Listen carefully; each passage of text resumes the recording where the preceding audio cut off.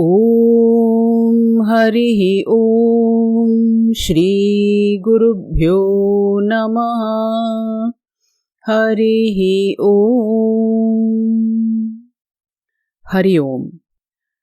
गंधर्वराज पुष्पदंत जी के द्वारा रचित इस अत्यंत ही पवित्रकारी और प्रसिद्ध शिव महिम्न स्तोत्रम की श्रृंखला में पहले सेशन में हम लोगों ने एक विशेष घटनाक्रम देखा, जिस घटनाक्रम के अंतर्गत गंधर्वराज पुष्पदंत जी, जो कि शिवजी के एक परम भक्त थे, जो नित्य ही शिवजी की पूजा उपासना किया करते, बहुत ही प्रेम से उनका भजन करते थे और अपनी नित्य पूजा उपासना के लिए किस प्रकार से स्वयं ही एक एक पुष्प इकट्ठा करने जाया करते थे।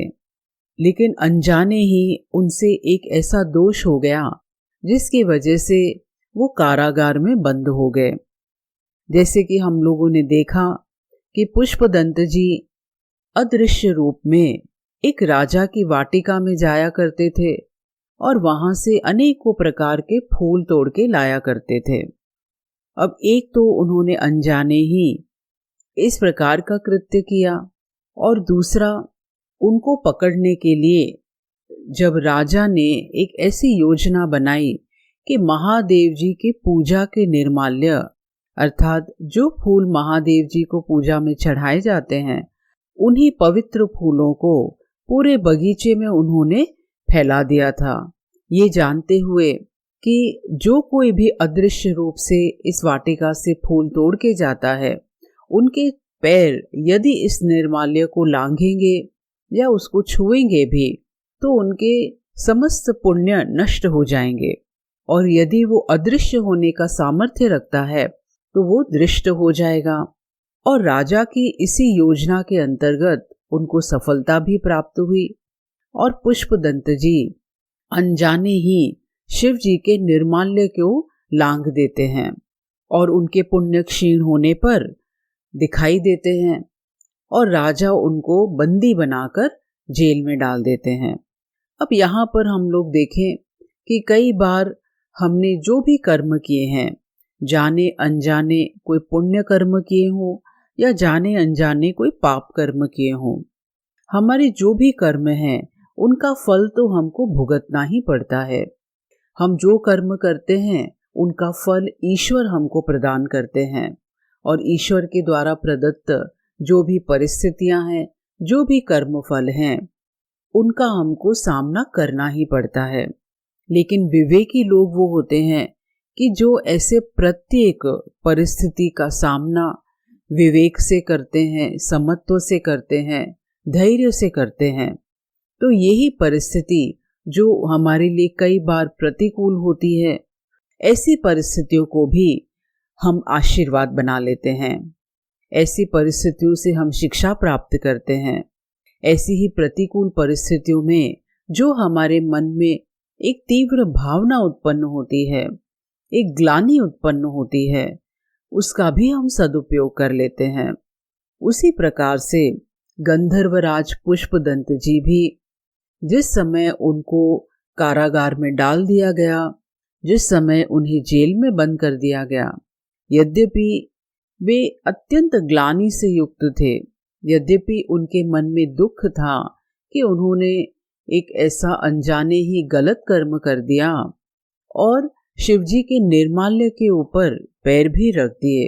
उन्होंने इसी ग्लानि को, इसी मन में एक भावनाओं के अतिरेक को, उसका उन्होंने सदुपयोग किया।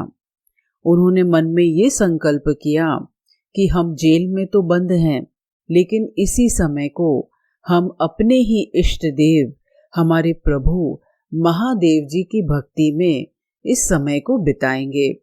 हम उन्हीं की पूजा करेंगे, उन्हीं का जप ध्यान करेंगे। और उन्होंने ये विशेष संकल्प किया, उनकी एक स्तुति की रचना करेंगे। यद्यपि ये स्तुति की रचना कोई बुद्धि के द्वारा शब्दों का खेल नहीं था, ये उनके हृदय की स्फुरना थी, उनके हृदय की भक्ति की भावना थी। तो उन्होंने ऐसी विपरीत परिस्थिति को भी अपने लिए आशीर्वाद बना दिया। जीवन में उतार चढ़ाव तो सभी को प्राप्त होते हैं, लेकिन जैसे रामायण में बताया है कि धीरज धर्म मित्र अरु नारी आपद काल परखेहु चारी।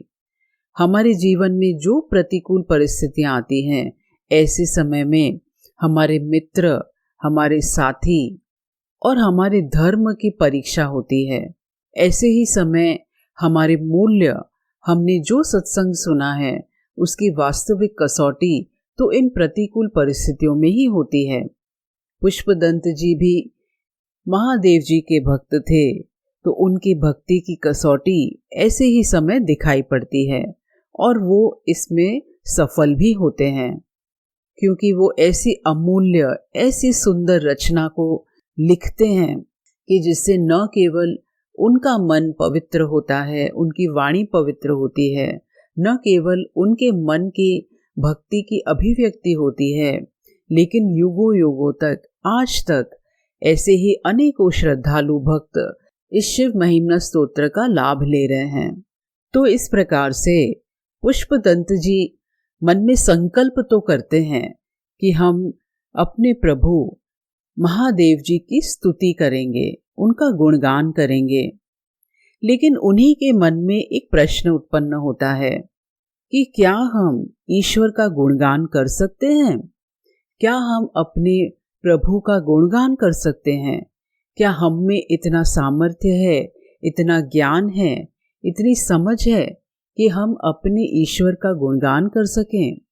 क्योंकि जिनका हम गुणगान करते हैं, जिनकी स्तुति करते हैं, उनके बारे में हमको कुछ तो समझ होनी चाहिए, उनका हमको कुछ तो परिचय होना चाहिए।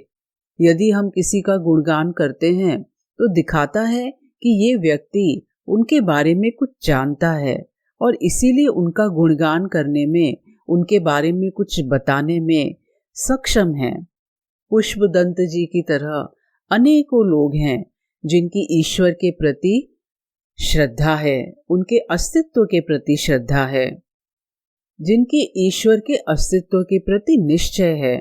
और वस्तुतः ईश्वर के अस्तित्व के प्रति श्रद्धा, उनके अस्तित्व के प्रति निश्चय, यही हमारी भक्ति का पहला सोपान होता है। अगर हमारे मन में ईश्वर के अस्तित्व के प्रति श्रद्धा या निश्चय ही नहीं है तो हम ईश्वर के कैसे भक्त होंगे? वो तो एक अंधश्रद्धा ही होगी। वो तो देखा देखी में, किसी के कहा सुनी में हम ईश्वर के अस्तित्व को मानते हैं, लेकिन हम ये श्रद्धा रखते हैं, ये निश्चय रखते हैं कि ईश्वर का अस्तित्व है, क्योंकि हमको ये सुंदर सृष्टि दिखाई पड़ती है, हमारा अस्तित्व है। इस पूरे ब्रह्मांड में, इस पूरे जगत में एक सुंदरता दिखाई पड़ती है, जीवंतता दिखाई पड़ती है, एक व्यवस्था दिखाई पड़ती है। और हम लोग जानते हैं, अपने सामान्य जीवन में भी हम देखते हैं कि अगर हमको कोई कार्य दिखाई पड़ता है तो निश्चित रूप से उसको कोई ना कोई बनाने वाला होना चाहिए, उसका कोई ना कोई कारण होना चाहिए।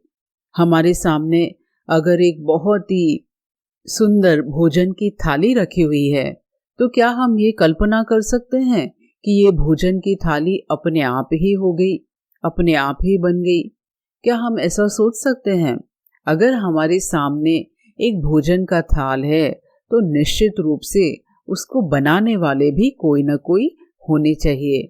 और वैसे ही जब हम अपने जीवन को देखते हैं, हमारा जन्म हुआ, हमारा शरीर जीवंत है, हमारा शरीर इतना अद्भुत रूप से कार्य कर रहा है, हमारे शरीर के इतने अद्भुत करण हैं, हमारा मन है, बुद्धि है, हमारी वाणी है, हमारे शरीर के अंदर इतने अद्भुत ऑर्गन्स हैं जो हमारे शरीर को चला रहे हैं। ये इतना अद्भुत एक कॉम्प्लेक्स मशीन हमको दिख रहा है।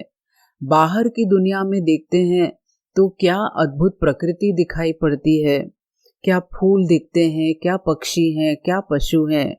क्या हम सबके लिए ईश्वर ने जीवित रहने के लिए अद्भुत व्यवस्था की है, हवा है, पानी है, अन्न है। जो भी हम इस जगत में देखते हैं वो निश्चित रूप से किसी ने बनाया है, और जो उसको बनाने वाले हैं वो निश्चित रूप से उसके ज्ञानी होने चाहिए। क्योंकि हम कोई भी सृष्टि करते हैं, कोई भी रचना करते हैं, तो हमको न केवल मन में संकल्प होता है कि हम कुछ बनाएं, लेकिन उस चीज को बनाने के लिए हमारे अंदर ज्ञान भी होना चाहिए। तो जब हम ये सुंदर सृष्टि देखते हैं, इसकी अद्भुत व्यवस्था देखते हैं, तो वहां पर निश्चित रूप से कोई न कोई उसको बनाने वाले और कोई न कोई ऐसे ज्ञानवान होने चाहिए जो उसको बनाने की कला रखते हैं, जो उसको संचालित करने का ज्ञान रखते हैं। तो निश्चित रूप से जो कुछ भी इस सृष्टि में दिखाई पड़ता है, जड़ से लेके चेतन तक जो कुछ भी है, उसको बनाने वाले कोई न कोई अवश्य ही होने चाहिए। तो ये कोई रॉकेट साइंस नहीं है, ये कॉमन सेंस है कि अगर यहाँ पर कोई कार्य है तो उनके कारण होने चाहिए। और विशेष रूप से जब हम ईश्वर के बारे में विचार करते हैं, ईश्वर के प्रति एक मन में भावना उत्पन्न करते हैं, तो ये दिखाई पड़ता है कि वो ईश्वर इतने अद्भुत कारीगर होंगे। जैसे एक भजन में कहते हैं ना कि धन धन तेरी कारागरी सरकार, क्या अद्भुत दुनिया बनाई है। हम लोग एक यहाँ पर कोई वस्तु बनाते हैं, कोई एक इंजीनियर कोई गाड़ी का मॉडल बनाता है, कोई एक शेफ जो है एक विशेष भोजन की प्रस्तुति करता है, कोई यहाँ पर एक मकान बनाता है, कोई यहाँ पर एक कलाकृति बनाता है। उसको देख के ही हम ऐसी एक आश्चर्यचकित होने की भावना से युक्त हो जाते हैं कि क्या ये व्यक्ति की कलाकारी है, क्या इनका ज्ञान है, क्या सामर्थ्य है। तो ऐसे ईश्वर जो सर्वज्ञ हैं, सर्वशक्तिमान हैं, करुणा निधान हैं, जो सतत हम पर कृपाएं बरसा रहे हैं, जिन्होंने हमारे इस दुनिया में आने के पूर्व ही हमारे लिए हवा, पानी, भोजन, हमारे शरीर का संचालन, हमारे संबंध, कर्मों के अनुरूप हमको परिस्थिति प्रदान करना, ऐसे जिन्होंने हमारे लिए इतनी अद्भुत व्यवस्था की है, ऐसे करुणा निधान सर्वव्यापी ईश्वर, उनके बारे में मन में जब एक विश्वास होता है, एक निश्चय होता है, तो उनके ऐसी अनेकों कृपाओं को देख के, उनकी महिमा को देख के मन निश्चित रूप से उनका गुणगान करने की इच्छा रखता है। हम तो कई बार ईश्वर की इतनी महिमा समझ भी नहीं पाते हैं, उनकी कृपाओं को इतना महसूस भी नहीं कर पाते हैं, उनके ज्ञान को हम जानते भी नहीं हैं, तो भी हम कई बार अपने छोटे छोटे शब्दों से ईश्वर का गुणगान करने का प्रयास करते हैं, ईश्वर का भजन करते हैं। लेकिन जैसे यहाँ पर पुष्पदंत जी बहुत ही विनम्रता पूर्वक इस प्रश्न को उठाते हैं कि क्या हम ईश्वर का गुणगान कर सकते हैं, क्या हम इतने सक्षम हैं, क्या हम ऐसे अभिमान से युक्त हो सकते हैं कि हम ईश्वर का गुणगान कर सकते हैं। हम तो कई बार जब ईश्वर का भजन करते हैं तो वो भजन भी हमारे हृदय की स्फुरना नहीं होती है। किसी ने उस भजन को लिखा है, किसी ने उस भजन की ट्यून बनाई है, कोई भजन है जो हमारे दिल को छूता है तो हम उसको गाते हैं। लेकिन सच्चाई ये है कि वो भजन, वो स्तुति हमारे हृदय की स्फुरना नहीं है, कहीं ना कहीं हमारे हृदय की भावना को रिफ्लेक्ट करती है और उसी को हम ईश्वर की स्तुति की तरह उसका उपयोग करते हैं। लेकिन सच्चाई ये है कि हम भी जानते हैं कि हम ईश्वर का गुणगान करने में सक्षम नहीं हैं। तो पुष्पदंत जी के मन में भी एक ऐसी ही दुविधा हो रही है, क्योंकि वो ये समझते हैं, ये जानते हैं कि हम किसी की भी स्तुति करते हैं, किसी का भी गुणगान करते हैं, तो वो कोई मामूली बात नहीं होती है। जब हम किसी का गुणगान करते हैं तो वो एक जिम्मेदारी की बात होती है। किसी का गुणगान करना वो ये दिखाता है कि हम उनके बारे में कितनी समझ रखते हैं। कई बार तो आश्चर्य होता है कि जैसे कुछ लोगों को हम लोग देखते हैं, कोई नेता हैं, कोई सेलिब्रिटी हैं, कोई वीआईपी गेस्ट होते हैं, उनको इनवाइट किया जाता है कि कहीं भाषण देना है, या कोई वीआईपी किसी जगह का इनॉग्रेशन करते हैं, किसी के मेमोरी में कोई शब्द कहते हैं। तो ऐसे लोग कई बार अपने हृदय से न उनकी जानकारी रखते हैं, न अपने हृदय से उनके बारे में कुछ स्तुति करते हैं। वो तो अपने सेक्रेटरी को या अपने असिस्टेंट को कहते हैं कि हमको इस कार्यक्रम में जाना है, तो हमारे लिए एक स्पीच तैयार कर दो। और वहाँ न उनके बारे में वो ज्ञान रखते हैं पूरा, न उनके हृदय को वो छूते हैं, लेकिन किसी का लिखा हुआ वो वहाँ पर पढ़ देते हैं। इस प्रकार से जब हम कोई किसी की स्तुति करते हैं तो वो स्तुति होती ही नहीं है, वो तो किसी का हम लिखा हुआ रिपीट कर देते हैं।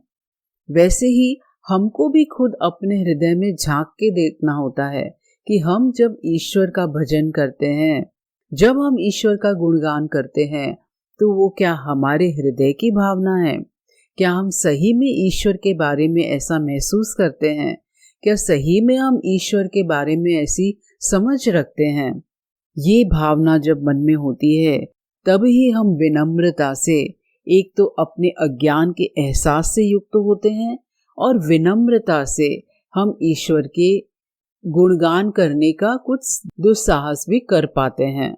तो किसी की भी स्तुति करना, किसी का गुणगान करना एक बहुत ही जिम्मेदारी की बात होती है। एक बार एक महात्मा जी, उन्होंने अपने शरीर को त्याग दिया। जब उनका शरीर शांत हुआ तो जो ज्ञानवान होते हैं, जो ब्रह्म ज्ञानी होते हैं, वो जब शरीर छोड़ते हैं तो उनके लिए कहा जाता है कि वे ब्रह्मलीन हो गए। तो ऐसे एक महात्मा जी जो ब्रह्मलीन हो गए थे, उनके प्रति अनेकों अन्य महात्मा लोग और उनके अनेकों शिष्य लोग उनके प्रति अपने शब्दों के द्वारा कुछ भावांजलि प्रस्तुत करते हैं।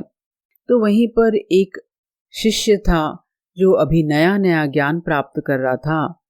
उन्होंने जब अपनी भावांजलि प्रस्तुत की तो उन्होंने कहा कि परम पूज्य स्वामी जी महाराज, हमें अत्यंत दुख है कि वे स्वर्गवासी हो गए। अब जहां उन्होंने ये कहा कि वो स्वर्गवासी हो गए, तो अनेकों जो वहां पर ज्ञानवान महात्मा लोग थे, उनको ये सुनकर एकदम से धक्का लग गया कि इस बालक ने, इस शिष्य ने उन महात्मा जी की स्तुति करने के बजाय उनका अपमान कर दिया। क्योंकि जो ब्रह्म ज्ञानी होते हैं वो स्वर्गवासी नहीं होते हैं। स्वर्गवास में जो जाता है वो एक धर्मनिष्ठ मनुष्य होता है, लेकिन वो अज्ञानी ही होता है, उसे अपने ब्रह्म स्वरूपता का ज्ञान नहीं होता है। तो उन्होंने तो अपने ही गुरु महाराज को, जो ब्रह्म ज्ञानी थे, उनको एक साधारण मनुष्य की श्रेणी में लाकर खड़ा कर दिया। तो हम देखें कि जब हम किसी की स्तुति करना चाहते हैं तो हमको कितना ध्यान रखना पड़ता है कि यदि हम किसी की स्तुति करते हैं तो क्या हम उनकी स्तुति करने योग्य हैं? क्या हमको उनकी ऐसी स्तुति करनी चाहिए या नहीं करनी चाहिए?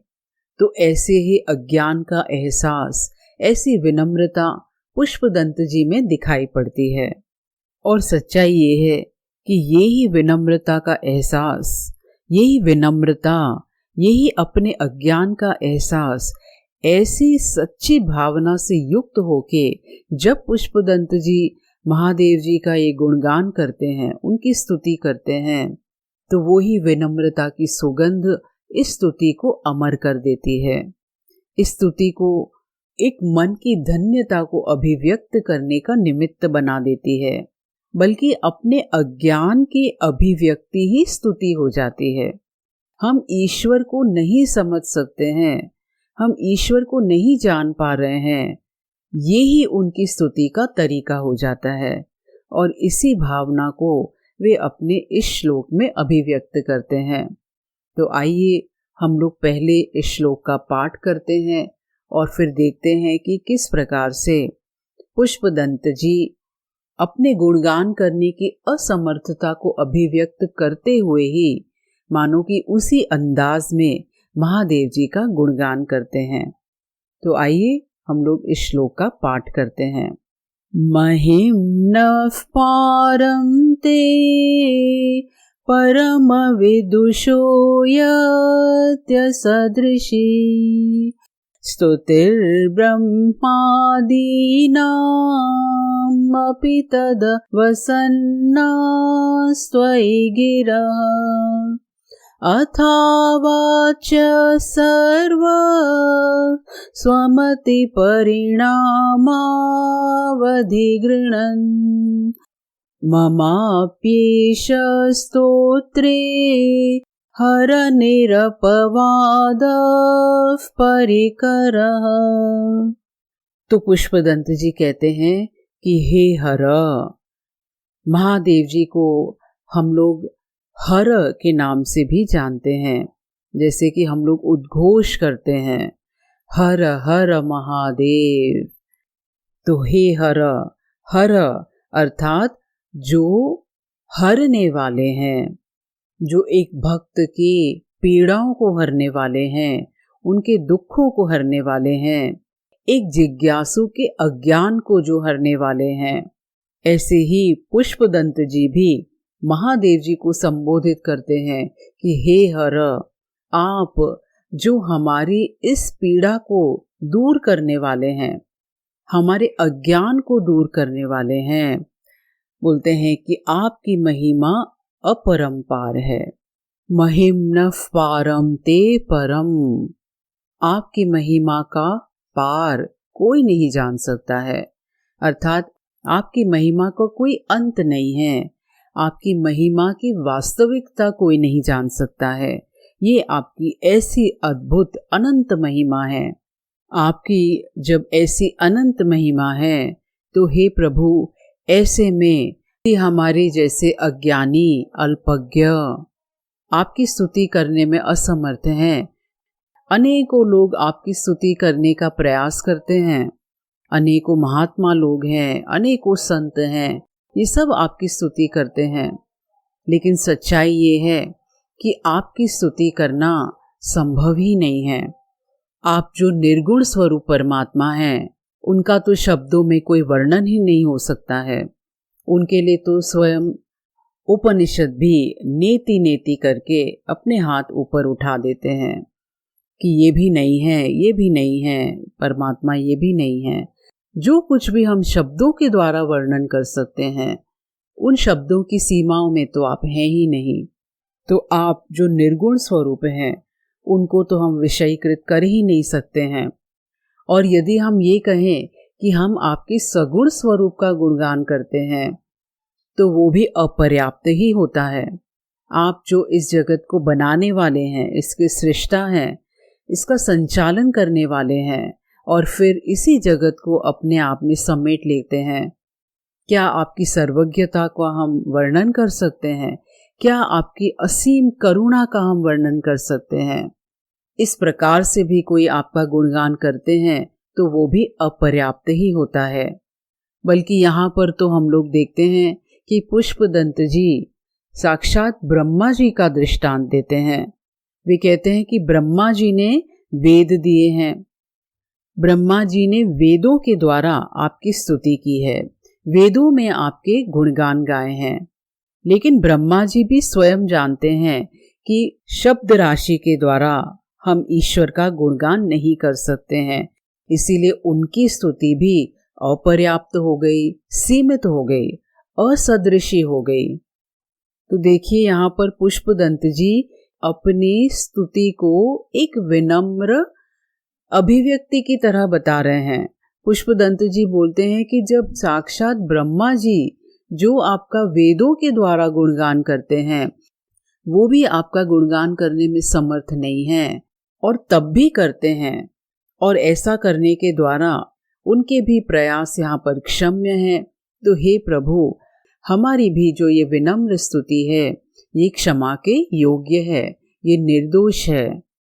और पुष्पदंत जी बोलते हैं, फिर भी यहाँ पर हम आपकी स्तुति करते हैं, फिर भी यहाँ पर अनेकों मनुष्य, ब्रह्मा जी, अनेकों देवता लोग, महात्मा लोग आपकी स्तुति करते हैं, और उनकी स्तुति निर्दोष कह सकते हैं, क्योंकि यहाँ पर हर व्यक्ति, हर देवता, हर मनुष्य, हर संत महात्मा वो किस प्रकार से आपकी स्तुति करते हैं। तो बोलते हैं कि अथ अवाच्य सर्व स्वमति परिणामावधि गृणन। हर व्यक्ति, हर भक्त जो आपकी स्तुति करते हैं वो अपनी ही मति के, अपनी समझ के अनुरूप, अपने अनुभवों के अनुरूप जो आपकी महिमा देखते हैं उसी के अनुरूप आपकी स्तुति करते हैं। हम यद्यपि ईश्वर की महिमा को नहीं जानते हैं, ईश्वर का गुणगान उनके वास्तविक स्वरूप की तरह नहीं कर सकते हैं, लेकिन हर व्यक्ति के जीवन में, हर भक्त के जीवन में उनको कुछ न कुछ अनुभूतियाँ, कुछ न कुछ विशेष कृपाएं प्राप्त होती हैं। अनेकों अनुभव प्राप्त होते हैं जिनके अंतर्गत वो ईश्वर के अस्तित्व को महसूस कर सकते हैं, जिनके अंतर्गत वो ईश्वर की महिमा को देख पाते हैं। हम सब के जीवन में कई बार कितनी कृपाएं हमको महसूस होते हैं, कितने चमत्कार हमको मानो कि दिखाई पड़ते हैं। ऐसा लगता है कि ये तो हम अपने जीवन में कल्पना भी नहीं कर सकते थे और वो ईश्वर की हमको कृपा प्राप्त हो गई। हम कई बार कुछ सोचते हैं और वो हमको प्राप्त हो जाता है।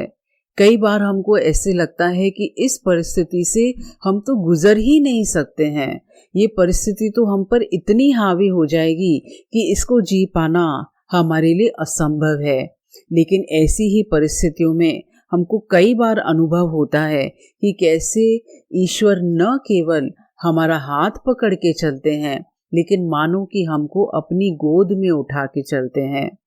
तो कई बार हमको जीवन में इतनी अद्भुत महिमा ईश्वर की दिखाई पड़ती है, इतनी अद्भुत कृपाएं महसूस होती हैं कि उन्हीं के द्वारा हमारे मन में जो ईश्वर की महिमा का एहसास होता है, उसी से हम ईश्वर का गुणगान करते हैं, उसी धरातल पर हम ईश्वर का गुणगान करते हैं। एक माली जब अपनी बगिया में एक नया फूल खिलता हुआ देखता है तो उसके मन में कैसा आश्चर्य होता है, कैसे वो ईश्वर की महिमा को देखता है कि जो यहाँ पर अस्तित्व में ही नहीं था, जो यहाँ पर एक बीज मात्र डालने से ऐसा अद्भुत यहाँ पर सुंदर, सुगंधित, मन को हरने वाला पुष्प यहाँ पर खिल जाता है। और उस माली के लिए ईश्वर की महिमा को देखने का और उससे ज्यादा सुंदर तरीका नहीं हो पाता है। एक माँ जब अपने बच्चे को पहली बार अपने हाथों में लेती है तो उसके लिए उससे बड़ा ईश्वर का कोई चमत्कार नहीं होता है कि जो यहाँ पर पहले अस्तित्व में ही नहीं था, आज यहाँ पर एक जीवंत एंटिटी, एक यहाँ पर जीता जागता व्यक्ति उनके हाथों में है। तो कैसी अद्भुत ईश्वर की महिमा है।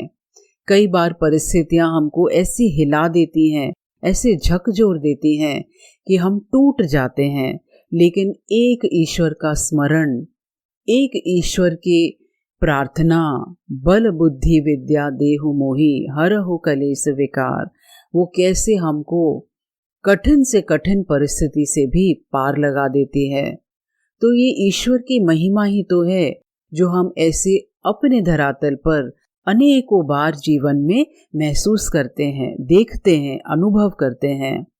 ऐसे भक्त जब ईश्वर का गुणगान करते हैं, उनकी महिमा को अभिव्यक्त करते हैं, तो ये उनका अभिमान नहीं होता है, ये उनकी एक धन्यता की अभिव्यक्ति होती है, उनकी विनम्रता की अभिव्यक्ति होती है। तो ये सुंदर तरीका हमको यहाँ पर पुष्पदंत जी बताते हैं कि यद्यपि हम ईश्वर का वास्तविक गुणगान करने में समर्थ नहीं हैं, लेकिन अपने ही जीवन में ऐसे छोटे छोटे अनुभवों को देखने के द्वारा, ईश्वर की महिमा को देखने के द्वारा हम उनका गुणगान कर सकते हैं, और वो गुणगान निर्दोष होता है, क्षम्य होता है। और इसीलिए पुष्पदंत जी भी महादेव जी से अपनी स्तुति में यही कहते हैं कि प्रभु, यदि ब्रह्मा जी भी आपकी स्तुति करने में असमर्थ हैं, तब भी वेदों के द्वारा वो आपकी स्तुति करते हैं और क्षम्य हैं, तो हमारी स्तुति, हमारा गुणगान भी निर्दोष है। तो ये कितना अद्भुत यहाँ पर एक तरीका बताया जा रहा है कि हम कैसे बालवत ईश्वर का विनम्रता से गुणगान कर सकते हैं। जैसे कोई छोटा सा बच्चा होता है, वो अपने मम्मी पापा के बर्थडे पर उनको कोई बहुत बड़ी गिफ्ट नहीं ला के दे सकता है, कोई बहुत पैसों से कुछ खरीद के नहीं ला के दे सकता है, लेकिन वो अपने ही बगीचे से एक फूल तोड़ के भी लाकर अपनी माँ को देता है, तो उनके लिए वो सबसे बड़ा उपहार होता है। उनकी मात्र एक मुस्कुराहट ही उनके लिए बड़ा उपहार होती है। वैसे ही जो ईश्वर के सच्चे भक्त होते हैं, विनम्र भक्त होते हैं, श्रद्धालु भक्त होते हैं, वो ईश्वर की जब ऐसी विनम्रता से महिमा का गान करते हैं तो वो एक बालक की तरह ही अपने छोटे छोटे हाथों से पुष्प अर्पित करते हैं, और इसीलिए उनका ये प्रयास बालवत सरल होता है, निर्दोष होता है। तो इस तरह से पुष्पदंत जी इस सुंदर श्लोक के द्वारा ईश्वर का गुणगान करने का ये अद्भुत, सुंदर, सरल सा, निर्दोष तरीका हमको बताते हैं। ये हम सब के लिए एक प्रेरणा है, विनम्र और सरल होने की एक दिशा है। हम अपनी धन्यता की अभिव्यक्ति के लिए ईश्वर का विनम्र गुणगान करते हैं। हरि ओम।